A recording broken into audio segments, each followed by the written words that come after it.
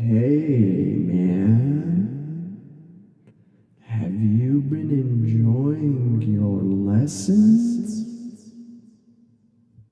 I'm sure you have. Do you remember about our first surgery tomorrow morning? Well, you better.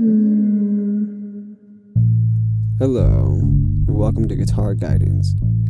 This educational web series is going to take you on a journey through the world of guitar. As you move along throughout this adventure, you will begin to learn the basics and foundation of guitar playing. There are many different routes that you can take depending on your music preference, but Guitar Guidance will give you the necessary tools to establish yourself as a guitar player. My name is Graesyn Spears, and I'm from Tucson, Arizona.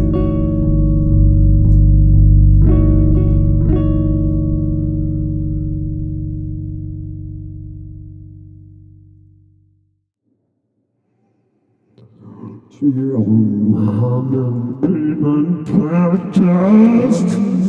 haven't even begun to practice.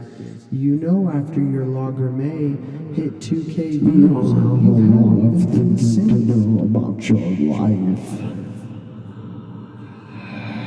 What do you mean you haven't even begun to practice? You know after your lager may hit 2K Think about how much views, you time haven't even and been that you singing. put into it. You can't leave now. So let's talk about music, dude.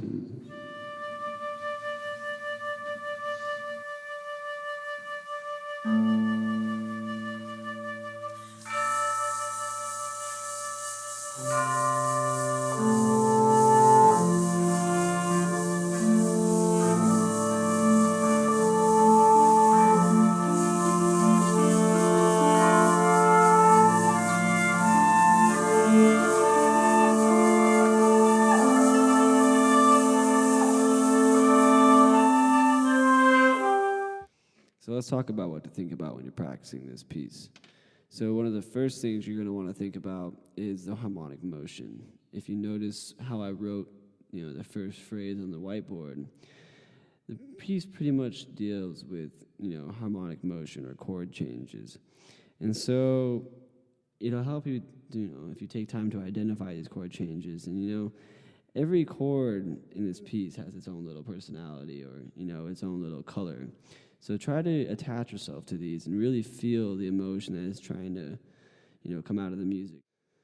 Seeing as this is a study, it's very hard to make a study musical.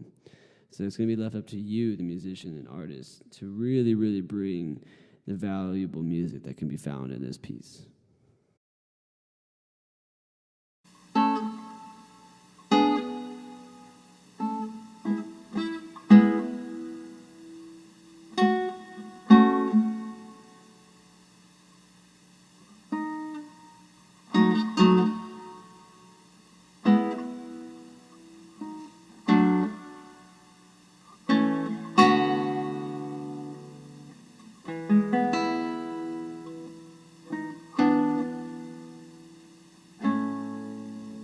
That was terrible, wasn't it? And that's what happens if you just go for it and without even thinking about anything. You need to keep your mind alert while you're playing. And don't play fast, at least at first. Especially for studies. When you're playing a study and you see a tempo marking, don't immediately shoot for that. Sometimes you could see these tempo markings as a goal, something to reach for.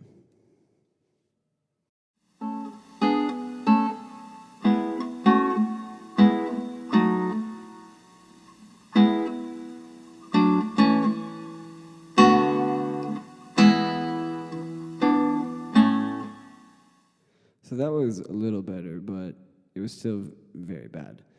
But you got the fingers wrapped around the chords a little better. But I think one thing that needs to be pushed a little harder is playing slower and more perfect. If you play it completely perfect every time in the beginning, if it's slow, the more you practice it, the more often in performance the piece of music will be perfect without mistakes. So take the time to make sure that every note is there, that every note is beautiful, and that you understand what's happening at every given moment during the piece of music.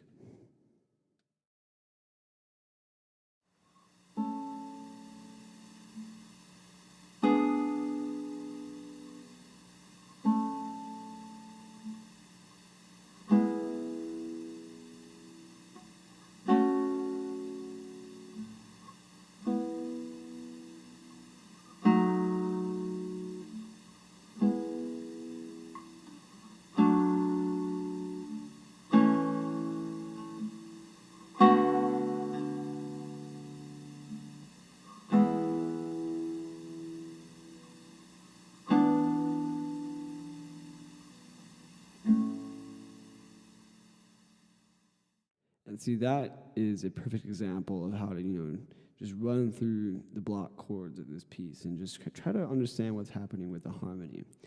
So the next step that'll help you out a lot is to think about the melodic line, the one that's happening on top, that you primarily play with your A finger. And so it helps to play this line by itself.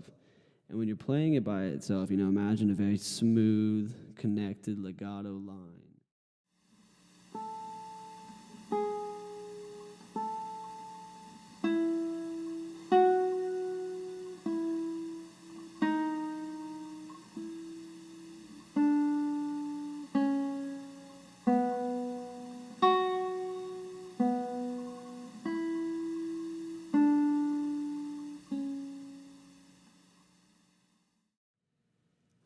So another important idea to keep in mind when you're looking at this music is finding places to stretch and pull the rhythm a little bit. And the best places for this to occur are on the downbeats and at the cadences. So here are two examples where this happens. Here's an example from the very first measure.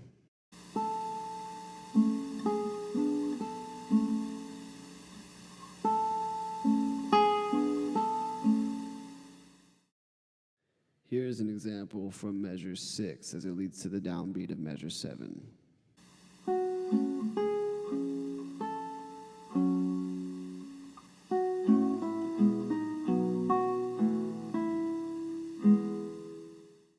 As a budding musician, you're going to want to have to understand the difference between consonants and dissonance.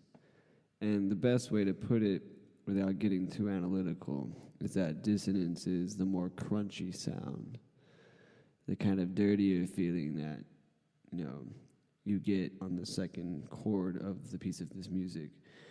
And so try to find these spots to just milk this dissonance and let it resolve, beautifully to the consonants.